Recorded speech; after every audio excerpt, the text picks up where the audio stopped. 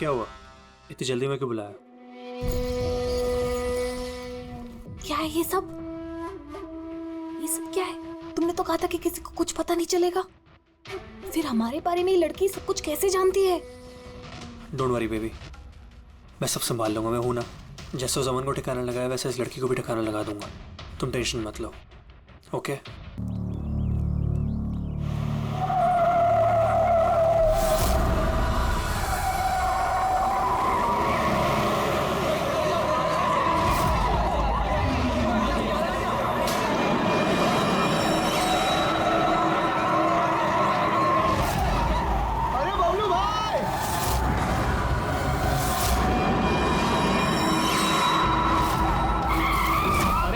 कोई भी नहीं है।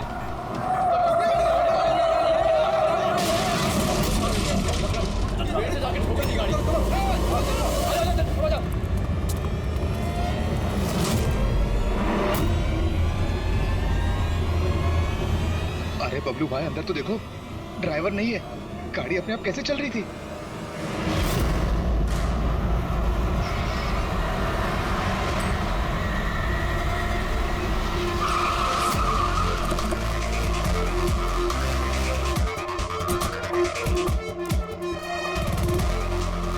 सलाम साहब। क्या बात है? एक्सीडेंट के केस में सीआईडी को बुलाया तुम लोगों ने? सर मुझे लगा ये नॉर्मल एक्सीडेंट नहीं है, इसीलिए। क्यों? ऐसा क्यों लग रहा? सर आइए खुद ही देख लीजिए, आइए।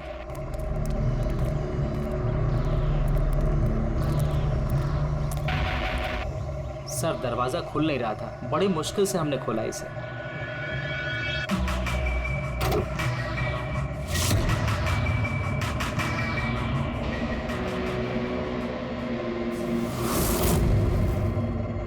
ये पहले किसने देखा? सर इन लोगों ने। मैं देखता हूँ। किसने देखा था पहले? क्या हुआ था? सर ऐसा पहले कभी देखा ही नहीं। गाड़ी में ड्राइवर नहीं था सर। गाड़ी में ड्राइवर नहीं था, गाड़ी अपने आप चल रही थी। अरे यार साफ साफ बताओ भाई। हाँ सर, गाड़ी में ड्राइवर नहीं दिखाई दिया और गाड़ी जाके सीधे पेड़ से टकरा गई। अरे क्या बात कर रहे हो? गाड़ी के अंदर ड्राइवर है, मना पड़ा है। नहीं सर, सच में गाड़ी में ड्राइवर नहीं था, नहीं तो ये गाड़ी मेरी भी गाड़ी को टकराते हुए बच गई। लाश की हालत से तो लगता है कि गाड़ी काफी स्पीड में थी। सर गाड़ी बहुत स्लो थी, लेकिन इतनी स्लो में कोई मर कैसे सकता है? गाड़ी भी ऑटोमेटिक है, हर चीज ऑटोमेटिक है, सेफ्टी डिवाइस भी ठीक है।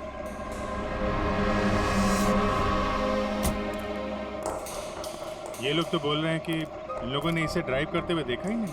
अच्छा, तो हो सकता है ये ड्राइवर पहले से घायल हो, जिसकी वजह से ये ड्राइविंग सीट से फिसल के स्टीयरिंग के नीचे जो जगह है वहाँ पे सरक गया और उसके बाद ही एक्सीडेंट हुआ। शायद इसीलिए नहीं दिखा होगा। कुछ पता चला कौन है? कुछ आईडी वगैरह? अरे हाँ, इसका नाम अमन है और उसका मोबाइल है पूरी तरह से टूट गया। और एक बात अभिजीत, ये गाड़ी ऑटोमेटिक है। ये देखो इंजन अभी भी ऑन है, ऑफ नहीं हो रहा है। हो सकता है जब ये एक्सीडेंट हुआ हो उसकी वजह से जो इम्पैक्ट हुआ उससे ये कार का कंप्यूटर क्रैश हुआ। यार ये लोग तो बोल रहे हैं कार बहुत स्लो थी जब टकराई। ऐसा इम्पैक्ट? कहीं कार के साथ कुछ छेड़छाड़ तो नहीं की गई? हो सकता है। ठीक है, गाड़ी को पुलिस गैराज भेजते हैं और इसको फोरेंसिक लैब। मैंने इस गाड़ी को अच्छी तरह से चेक किया है। इस कार को मॉडिफाई किया गया है, एक्स्ट्रा सेफ्टी फीचर्स दिए गए हैं। एक्स्ट्रा सेफ्टी फीचर्स जैसे कि? जो आम गाड़ियों में होता है उससे कहीं ज्यादा, जैसे कि एक्स्ट्रा एयर बैग्स, अच्छी क्वालिटी के शॉकअप्स, ज्यादा मजबूत कांच और अच्छी क्वालिटी के ज्यादा मजबूत सीट बेल्ट।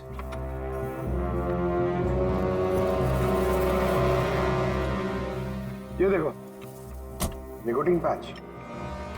Nicotine patch? ये तो सिगरेट छोड़ने के काम में आता है ना? हम गाड़ी के सिस्टम को कंप्यूटर से लिंक कर सकते हैं? जी हाँ मैडम, एक मिनट।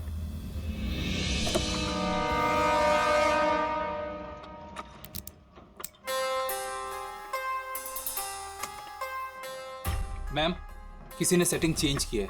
कार के सॉफ्टवेयर को हैक किया गया है। खिड़की के कांच से लेकर ब्रेक तक सब कुछ कोई और कंट्रोल कर रहा था। अगर सब कुछ कोई और कंट्रोल कर रहा था, फिर हादसे के बाद इंजन उसने बंद क्यों नहीं किया? टक्कर की वजह से कार का वायरलेस सिस्टम डैमेज हो गया था, इसलिए कार बंद नहीं हुई। गाड़ी को हैक किया गया? मतलब ये एक्सीडेंट नहीं है, ये तो मर्डर है।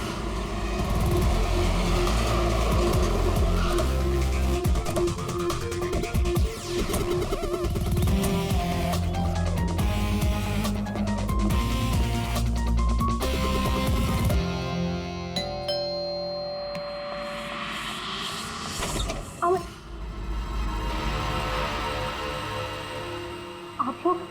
CID।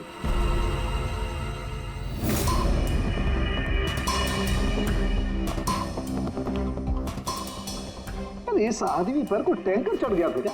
सारी की सारी हड्डियां टूट गई हैं। कोई टैंकर वैंकर नहीं चढ़ा था इसके ऊपर साउंड के। एक छोटा सा एक्सीडेंट हुआ था यार। छोटा सा? और वो भी किसी ने करवाया था। आपके पति अमन का एक्सीडेंट हुआ है और वो नहीं रहे। आपको कैसे पता? अमन को कार नहीं चलानी चाहिए थी। वो कभी कार नहीं चलाता था सर, क्योंकि उसे पता था कि छोटा सा झटका भी उसकी जान ले सकता है। पर आप लोग, मेरा मतलब है कि CID यहाँ पे। जी, क्योंकि हमें लगता है कि उनका खून हुआ है। खून? पर ऐसे कैसे हो सकता है सर? एक्सीडेंट से पहले तो अमन मुझसे फोन पे बात कर रहा था, हम दोनों फोन पे बात कर रहे थे कि अचानक फोन कट हो गया। मैंने बहुत ट्राई किया लेकिन फोन नहीं मिला। मैं समझ गई थी कि कुछ तो ठीक नहीं है। अमन कभी भी खुद गाड़ी ले जाकर इतना बड़ा जोखिम नहीं उठा सकता था। खुद ड्राइव नहीं करता है तो ड्राइव कौन करता है? सर, हमारा एक ड्राइवर है। कहाँ वो ड्राइवर कहाँ है अभी? उसकी तबीयत खराब थी इसलिए वो छुट्टी पर है। कहीं उस ड्राइवर ने तो कुछ गड़बड़ नहीं की गाड़ी में? नहीं सर, हमारा ड्राइवर बहुत ही भरोसेमंद इंसान है। वो ऐसा कभी नहीं कर सकता। पिछले 15 साल से वो हमारे लिए कार चला रहा है। सर, इसके शरीर पर 7 जगह हड्डियों के टुकड़े टुकड़े हो गए, 43 जगह हेयरलाइन फ्रैक्चर्स हैं और 21 जगह माइन्यूट फ्रैक्चर्स हैं। और हैरानी की बात तो ये है कि इसके पहले भी इसके शरीर पर बहुत सारे फ्रैक्चर्स हो चुके थे जो अब हील हो गए। बस इन हड्डियों के टूटने की वजह से इसके शरीर के नाजुक अंग जैसे हार्ट, फेफड़े, ये सब डैमेज हो गए और मौत भी शायद इसी वजह से हुई है। साळुंखे, ये जो निशान है स्क्वेरिश, ये कैसे निशान है? बस ये निकोटिन पैचेस के निशान है। इसके शरीर पे बहुत ज्यादा है। इसे सिगरेट पीने की लत थी और वो इसे छोड़ना चाह रहा था। Nicotine patches? अच्छा। और फिर यार अभी तारिका ने बताया कि इसके शरीर पर पुराने फ्रैक्चर्स के निशान भी हैं, बहुत सारे। ये पुराने फ्रैक्चर्स का क्या मतलब हो सकता है? अमन को ड्राइविंग तो आती थी ना? हाँ सर। तो फिर जोखिम किस बात का? अमन मेरे या आपकी तरह नहीं था सर। छोटे से छोटा झटका भी इसकी जान ले सकता था। ड्राइविंग की वजह से उसकी जान को खतरा था। इसीलिए हमने कार में भी काफी मॉडिफिकेशंस करवाई थी और ड्राइवर को भी कहा था कि कार आराम से चलाए। छोटा सा छोटा झटका भी उसकी जान ले सकता था? क्या मतलब, क्या कुछ था उसको? कोई प्रॉब्लम थी? सर, अमन का शरीर कमजोर था, नाजुक था। यार तू क्या कर रहा है साळुंखे? अरे तू ये ऑस्टियोजेनेसिस इम्परफेक्ट है। ऑस्टियोजेनेसिस इम्परफेक्ट मतलब ब्रिटल बोन डिजीज? एग्जैक्टली, भंगुर अस्थि रोग। मतलब इसकी हड्डियां भंगुर हैं। और इसीलिए बॉस, इसकी हड्डियों को अगर जरा सा भी झटका लगे तो चकनाचूर हो सकती हैं। 25 से ज्यादा बार उसके फ्रैक्चर्स हो चुके थे। हमेशा खतरा रहता था उस पे। मुझसे जितना हो सके मैं उसकी सुरक्षा का ख्याल रखती थी ताकि उसे कोई झटका न लगे। घर में, कार में हमेशा उसकी सुरक्षा का ध्यान रखती थी। यहाँ तक कि जब अमन को पता चला कि सिगरेट पीने से हड्डियाँ कमजोर होती है तो अमन ने पूरी कोशिश की सिगरेट छोड़ने की। तभी इतने मामूली एक्सीडेंट से अभी ये हाल हो गया था शरीर का। लेकिन वो अचानक गाड़ी लेके कहाँ गया था? सर, मुझे नहीं पता, लेकिन जब वो अकेला गाड़ी लेकर चला गया तो मुझे उसकी बहुत चिंता हुई और मैंने अमन को फोन किया। हेलो अमन। या बेबी बोलो। अच्छा, तो तुम खुद ड्राइव कर रहे हो। तुम्हें पता है ना तुम्हारा ड्राइव करना कितना ज्यादा खतरनाक है, लेकिन मेरी बात सुनते तक नहीं। वैसे ऐसा कौन सा जरूरी काम था जिसके लिए तुम खुद गाड़ी लेकर निकल गए? ड्राइवर तक का वेट नहीं किया गया तुमसे? जरूरी था स्वीटहार्ट, लेकिन तुम परेशान मत हो, मैं गाड़ी आराम से ही चला रहा हूँ। अमन, मुझे ऐसा क्यों लग रहा है कि तुम मुझसे कुछ छुपा रहे हो? देखो सुप्रीति, मैं मानता हूँ कि मैं सारी बातें तुमसे शेयर नहीं कर पा रहा, लेकिन इसका मतलब ये नहीं कि तुम उल झुल बातें सोचने लग जाओ। है कुछ प्रॉब्लम्स, मैं उन्हें सॉल्व कर लूँ, फिर तुम्हें सब कुछ बता दूंगा। प्रॉब्लम्स? तुम अभी क्यों नहीं बता सकते मुझे? क्योंकि ये सब खतरनाक है, वो लोग बहुत खतरनाक हैं, मैं तुम्हें नहीं बता सकता। खतरनाक लोग? Oh no. Aman, Aman, hello. कौन सा प्रॉब्लम? और ये किन खतरनाक लोगों की बात कर रहे थे वो? कुछ पता है आपको? सर, मैं कुछ नहीं जानती। अमन की किसी से कोई दुश्मनी, कोई बिजनेस राइवलरी वगैरह? इस बारे में मुझे कुछ भी पता नहीं, लेकिन हाँ, मयंक और नेहा आपकी शायद कुछ मदद कर सकते हैं। मयंक और नेहा? ये कौन है ये लोग? मयंक पेशे से एक वकील है और अमन का दोस्त भी, और नेहा अमन की सेक्रेटरी थी। अच्छा, ये मयंक का ऑफिस कहाँ है? अमन सर का खून? आप? मैं नेहा, अमन सर की सेक्रेटरी। लेकिन अमन की मौत तो एक्सीडेंट में हुई है ना? जी, मौत तो एक्सीडेंट में हुई है, लेकिन एक्सीडेंट अपने आप नहीं हुआ है। करिए बताइए कि आप दोनों मिस्टर अमन को कब से जानते हो? मतलब कब से काम कर रहे हो उनके साथ? सालों से। हम लोग साथ में काम ही नहीं करते थे, बल्कि बहुत अच्छे दोस्त भी थे। अमन की बीमारी की वजह से ज़्यादातर बिजनेस वगैरह मैं ही हैंडल करता था। और नेहा जी आप? सिर्फ मैं और मयंक सर ही तो थे, अमन सर का पूरा बिजनेस संभालते थे। वैसे बिजनेस क्या है उनका? इन्वेस्टमेंट का बिजनेस है। हम लोग अलग अलग कंपनीज में पैसे लगाते थे, और जब वो कंपनीज में मुनाफा होने लगे तो अपना परसेंटेज वापस ले लेते थे। ऐसी 50 कंपनीज है जहाँ पर पैसे लगाए थे अमन ने। किस तरह का कंपनीज में इन्वेस्ट करते थे? वैसे तो कई सारी कंपनीज में पैसे लगाए थे, लेकिन उनकी सबसे ज़्यादा दिलचस्पी 20-30 फार्मास्यूटिकल्स कंपनीज में थी। फार्मा कंपनी या दवाइयों की कंपनी? जी, ये कंपनीज बहुत नुकसान में चल रही थी, लेकिन आपको तो पता ही होगा अमन की बीमारी के बारे में। और ये कंपनीज उसी बीमारी का इलाज निकालने की कोशिश कर रही थी, और अमन का सपना था कि इस बीमारी का इलाज संभव हो जाएगा तो किसी और को वो तकलीफ नहीं उठानी पड़ेगी जो उसे थी। और सर, अभी तो उन कंपनीज में फ़ायदा भी होना शुरू हो गया था। कोई दुश्मनी, किसी से कोई लड़ाई झगड़ा? नहीं सर, ऐसा तो कुछ नहीं था। अगर कुछ होता तो वो मुझे ज़रूर बताते थे। अमन की वाइफ का कहना है कि पिछले कुछ दिनों में वो परेशान लग रहा था। आपको जानती? परेशान तो थे, मगर मुझे कुछ बताया नहीं। मुझे लगा काम का प्रेशर होगा बस। आपने बताया था कि दवाइयों की कंपनी जो नुकसान में चल रही थी, उनमें से कुछ को फायदा होने लगा था। सबको नहीं सर, शायद एक को। मुझे उसकी डिटेल चाहिए। जी, मुझे अकाउंट चेक करना होगा। ठीक है। और मुनाफे के अलावा कोई ऐसी बात जो आपको अलग लगी है या फिर कुछ अजीब सी हो, वो भी बता दीजिएगा।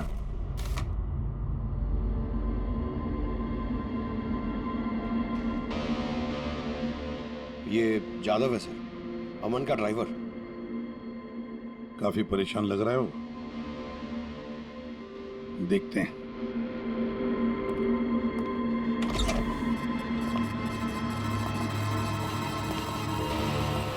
यादव?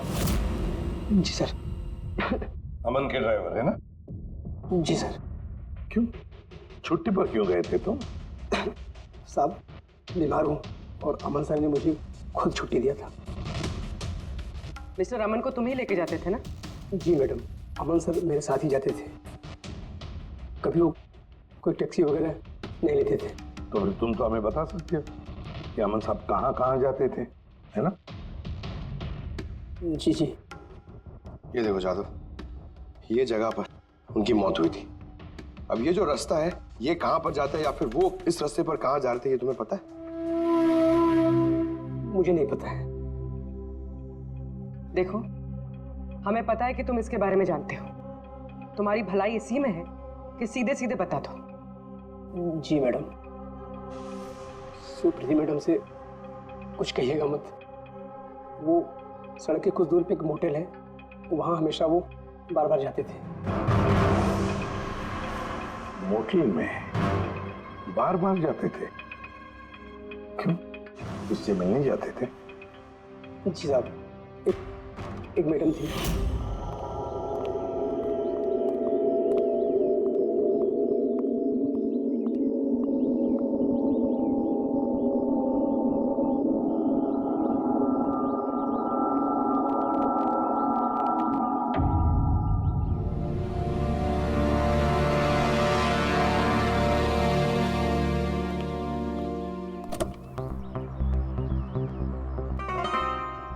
सुन जादव, ये जो कुछ भी तुमने देखा इस बारे में किसी से कुछ मत कहना, सुप्रीति भाभी से भी नहीं, समझे? ओके? जी सर। मैडम थी, मतलब अमन का उस औरत के साथ चक्कर चल रहा था। जी छोटी मुंह बड़ी बात, साहब छुप छुप के उस मैडम से अगर मिलते थे तो इसका मतलब तो यही निकलता है। अमन उस औरत से मिलने जा रहा था जब यह हादसा हुआ। तो हो सकता है वो औरत अब भी वहीं पर हो, उसी मोटल में। चलकर मिलना पड़ेगा इस औरत से।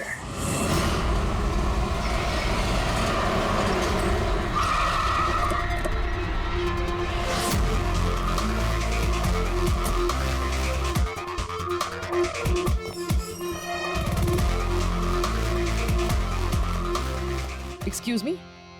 Yes madam, how can I help you? हम किसी से मिलने आए हैं।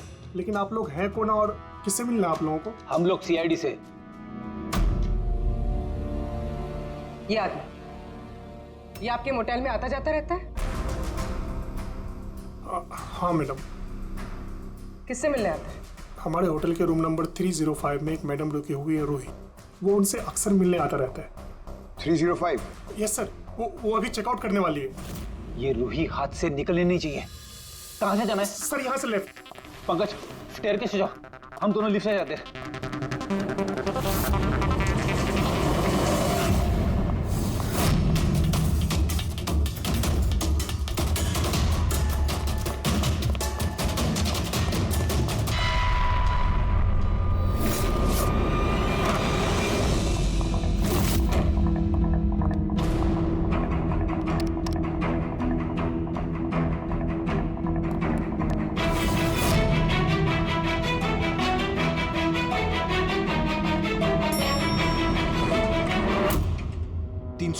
सर उतर।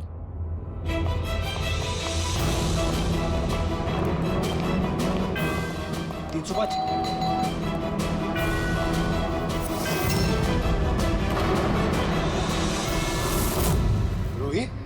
नो। ए, रुको! रूही! रूही, मुझे मत मारो, मुझे मत मारो प्लीज। रुको। रूही, रूही, रूही, रूही, रूही, रुको, रूही।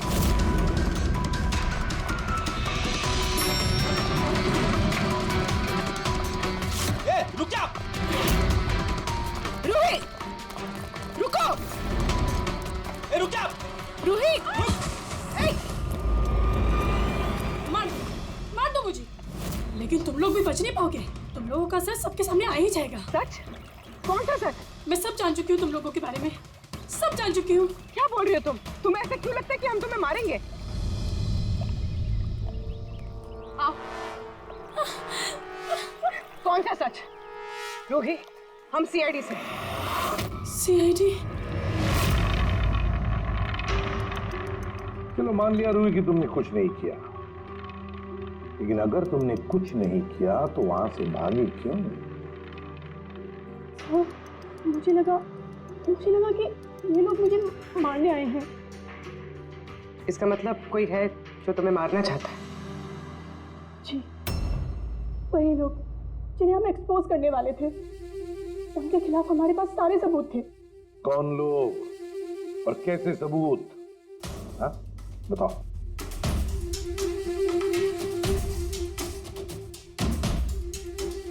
इसे तुम जानती हो ना, यमन है ना, इसी के साथ तुम मिलकर काम करती थी, इसी के साथ मिलकर तुम उन लोगों को एक्सपोज करने वाली थी जिसकी वजह से अमन की जान चली गई। देखो रूही, अब शायद तुम्हारा नंबर है। वो लोग तुम्हें मारेंगे। सर मैं मरना नहीं चाहती, मैं मरना नहीं चाहती सर। तो फिर बताओ जल्दी कौन लोग हैं वो? उनका राज छुपाने से वो तुम्हें छोड़ेंगे नहीं। सर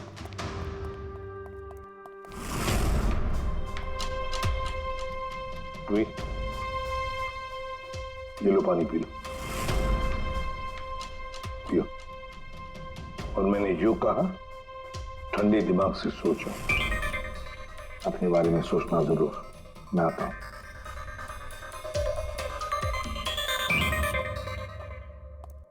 घबराई हुई है, डरी हुई है।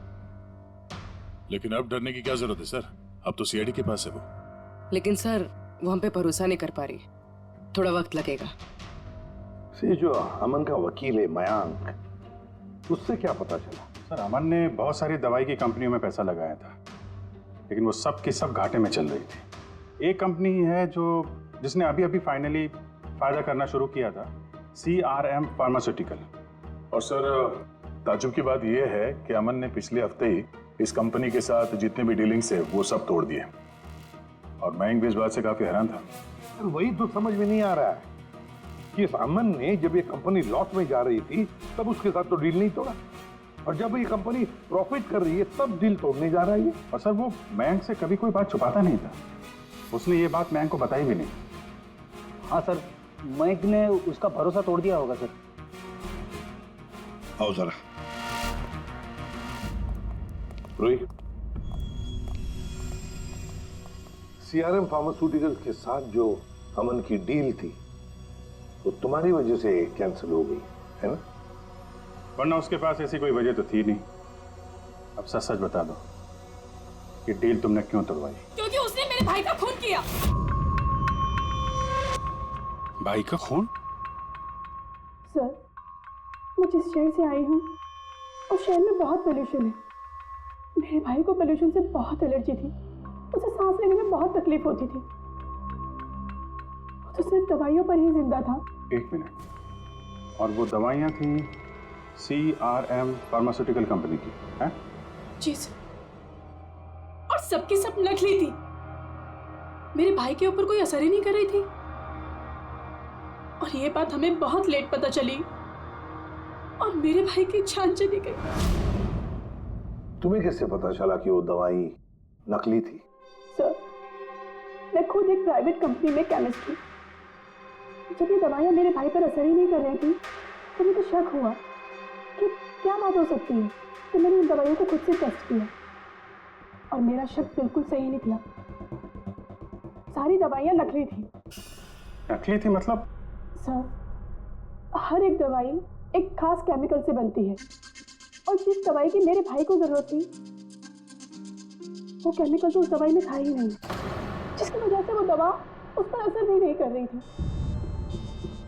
और अमन इस कंपनी में एक इन्वेस्टर था। जी सर, इसलिए मैं उससे मिलने भी गई थी, लेकिन वहाँ जाके पता चला कि इसमें तो उसका हाथ है ही नहीं। और उसने मुझसे प्रॉमिस किया कि वो मेरी इसमें मदद करेगा। अरे सर, आप यहाँ कैसे? कोई काम था क्या? हाँ, ये मेरी असिस्टेंट रूही है। हेलो। इसे देखना था कि दवाइयाँ कैसे बनती हैं। देख सकते हैं? कैसी बात कर रहे हैं सर? आपको कैसे मना कर सकते हैं? आइए मैं दिखा देता हूँ आपको। एक काम कीजिए, आप मेरे साथ बॉस के यहाँ चलिए, रूही अपने आप देख लेगी। रूही तुम जाओ। मैं आइए। एक मिनट सर, ज्यादा आगे मत जाना, आप यहीं तक देखना। आइए सर, मैं लेकर चलता हूँ। आप आइए। आइए सर।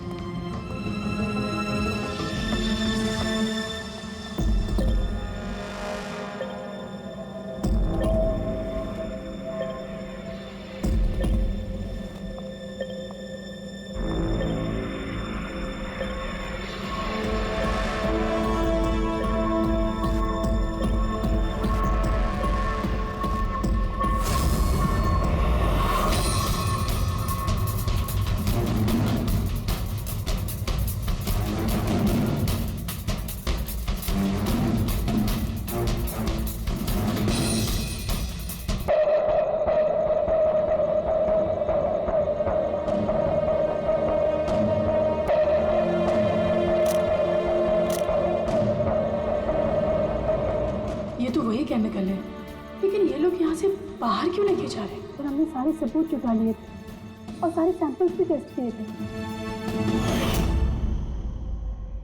एक बात तो पक्की है कि सामन की मौत और सीआरएम फार्मास्यूटिकल्स का कोई ना कोई संबंध जरूर है। कुछ ना कुछ तो गड़बड़ जरूर है। बॉस, इतनी सुरक्षित कार होने के बावजूद इसकी हड्डियां कैसे टूटी ये पता चल गया। अच्छा, सर अमन के खून में से हमें एक ऐसा केमिकल मिला है जिससे एपिलेप्टिक फिट्स आते हैं, मिर्गी का दौरा। माय गॉड, यार अमन को तो ब्रिटल बोन डिजीज था। मिर्गी का दौरा आ जाके वो गिर जाता, उसकी हड्डियां टूट जाती, इसी की वजह से इसकी मौत हुई है। तो मतलब जिसने भी ये किया वो जानता था अमन के ब्रिटल बोन्स डिजीज के बारे में। उसने बड़े चालाकी से उसका नाजायज फायदा उठाया।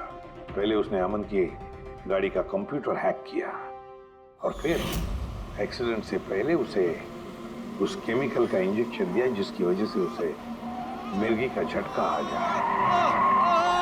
उसे मालूम था अमन किसी भी हालत में बच ही नहीं सकता।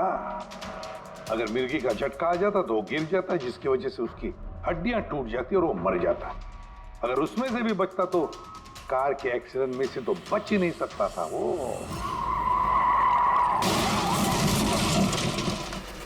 समझ कि मिर्गी का दौरा पड़ने वाला जो ड्रग है कितनी देर बाद असर करता है? बस कुछ घंटे तो लगते हैं। मतलब ये ड्रग अमन को एक्सीडेंट से कुछ घंटे पहले ही दिया गया था। सर कहीं ऐसा तो नहीं कि किसी ने इसे नींद में इंजेक्शन दे दिया हो सकता है। बस एक काम करते हैं, इस अमन की बॉडी को फिर से एक बार अच्छी तरह से चेक करते हैं, देखते हैं कहीं कोई इंजेक्शन का निशान तो नहीं है। तारिका? Yes sir. अच्छा, साहब की सीआरएम कंपनी की नकली दवा के बारे में क्या पता चला? बॉस, उन नकली दवाइयों में एम्फेड्रिन नहीं है। ओह, मतलब रूही सही कह रही थी। सर ये कुछ केमिकल्स की लिस्ट है जो सीआरएम कंपनी ने पिछले महीने मंगाई थी। माय गॉड बॉस, इसमें तो वो केमिकल सबसे ज्यादा मात्रा में जो सीआरएम की दवाई में होना चाहिए था, 500 गैलन। 500 गैलन तो बहुत बड़ी गड़बड़ है, बहुत ही बड़ी गड़बड़ है।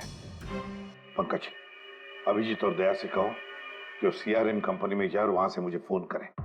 और फ्रेडी, तुम और पूर्वी अमन के घर जाओ और पता लगाओ एक्सीडेंट के दिन अमन से कौन कौन मिलने आया था। इंजेक्शन? सर अमन तो इंजेक्शन से बहुत डरता था। ऐसा हो ही नहीं सकता कि वो खुद को इंजेक्शन लगा ले। अपने आप नहीं लगवाया होगा तो किसी डॉक्टर से लगवाया होगा। नहीं सर, अमन तो इंजेक्शन के नाम से कोसों दूर भागता था और उसकी हेल्थ बिल्कुल ठीक थी। अगर कोई भी प्रॉब्लम होती तो वो कम से कम मुझे बताता।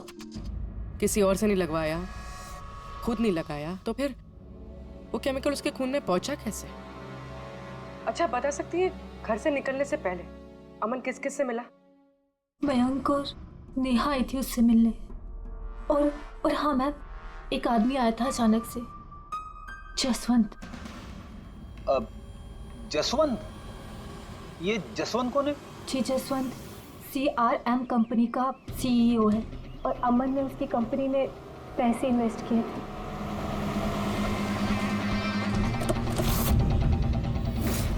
जसवंत, आप अमन के घर गए थे उससे मिलने के लिए उसके एक्सीडेंट के कुछ घंटे पहले? जी सर, मैं गया था लेकिन मिल नहीं पाया था। तो दरअसल उनकी वाइफ ने मुझे बताया कि वो सो रहे, तो मैंने सोचा वो शायद मुझे अवॉइड करना चाहते होंगे, तो मैं वापस चला आया। पापा, अमन ने हमारे साथ बिजनेस डील कैंसिल की, फिर भी आप उससे मिलने गए थे? जी बेटा, क्योंकि मैं उनको वापस लाना चाहता था। सर वो हमारी नई यूनिट के लिए बहुत जरूरी था। तो जसवंत जी, जब आप अमन से मिलने उसके घर गए तो वाइफ सुप्रीति के अलावा वहाँ कोई और भी था? मैं जब गया तब तो वहाँ कोई नहीं था, लेकिन हाँ जब मैं वहाँ से निकला तो उनके लॉयर मिस्टर मयंक और सेक्रेटरी नेहा, वो दोनों जरूर उनके घर आए थे। अच्छा, ठीक है, thank you very much. Boss ये देखो, ये निकोटिन पैच का हिस्सा और यहाँ पर देखो ये इंजेक्शन का निशान। खूनी ने यहीं से वो मिर्गी के दौरे वाला इंजेक्शन इसे दिया है। इसका ये हिस्सा सुन्न करके हाँ, और वो इस पैच के सही। इसे इमला पैच कहते हैं। इमला पैच? ये बच्चों को इंजेक्शन लगाने से पहले लगाते हैं ताकि वो पर्टिकुलर एरिया सुन पड़ जाए और उन्हें दर्द ना हो। अब बस ये एमला पैच और ये निकोटिन वाला पैच, ये देखो बस, ये दोनों पैच एक जैसे दिखते हैं, बिल्कुल एक जैसे। हाँ, खूनी ने इस निकोटिन वाले पैच की जगह ये एमला पैच इसके हाथ पर लगाया, इसके हाथ का ये हिस्सा सुन्न कर दिया और बाद में मिर्गी के दौरे वाला इंजेक्शन यहाँ से लगा दिया, शायद तब जब वो सो रहा था। हाँ सर, ये कर कौन सकता है? जसवंत तो एक हफ्ते से अमन को मिला भी नहीं, तो फिर सर वो मयंक या फिर नेहा, वो तो नहीं। पंकज, ये खेल कौन खेल रहा है तो हम पता लगा ही लेंगे। अब हम भी एक खेल खेलेंगे, एक ऐसा खेल जिसमें जीत सिर्फ हमारी ही होगी, हमारी जीत।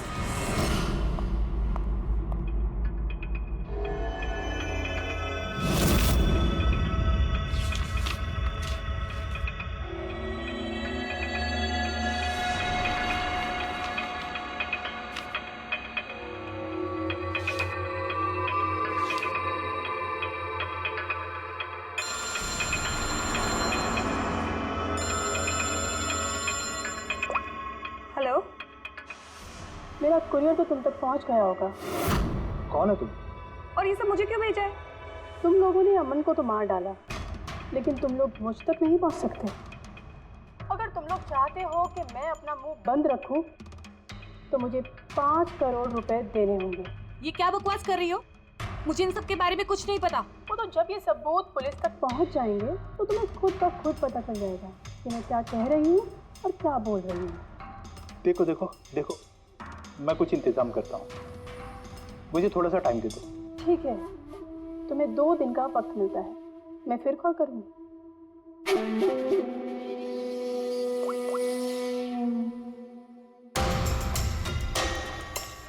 तो मास्टरमाइंड ये मयंक है।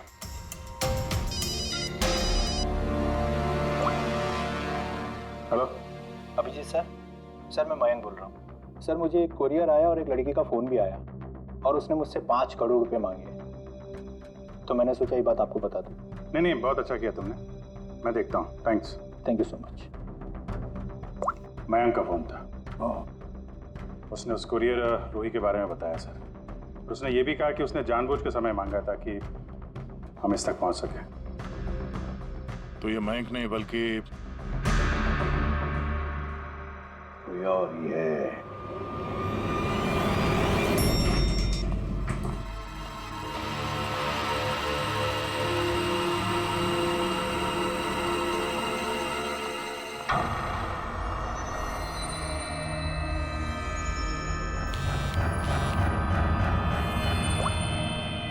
हाँ सर।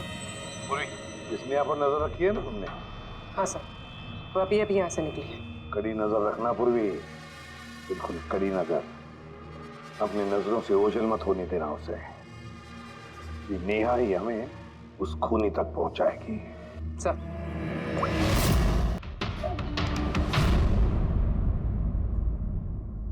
पहले हमसे तो निपट लो। You are under arrest, Mr. Ashwin.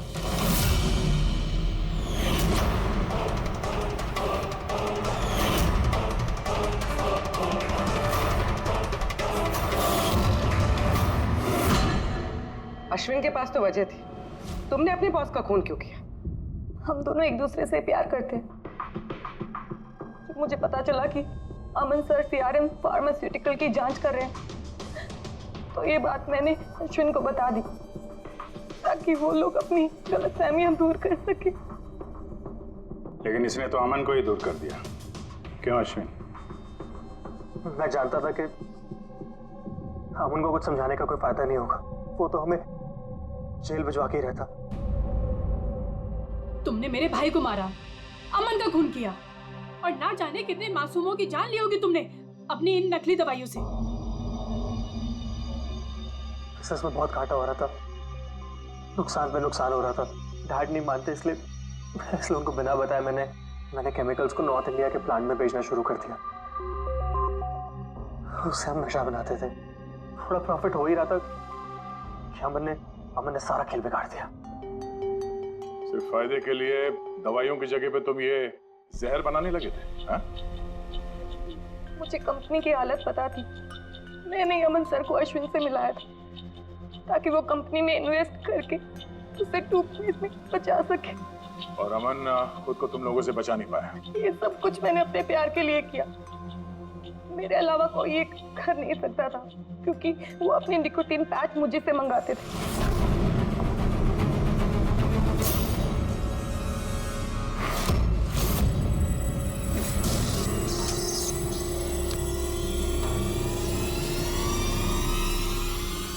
उसके अगले दिन जब हम अमन के घर पर गए, अरे आप लोग आप ही गए? पर अमन तो सो रहे हैं, अगर कुछ इम्पोर्टेंट काम है तो मैं जगा देती हूँ। नहीं कोई बात नहीं, हम इंतजार करेंगे। ओके, मैं अभी आती हूँ।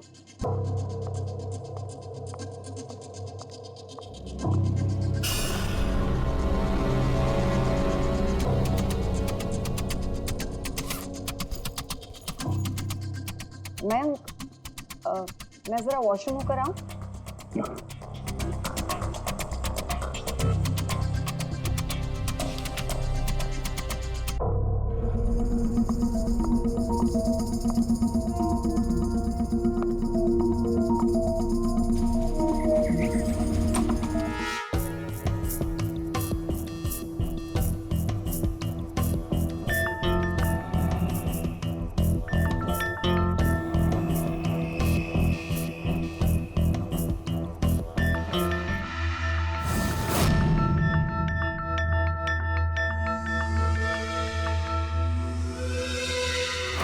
और वो दौरा उसकी कमजोर हड्डियों के लिए जानलेवा बन गया।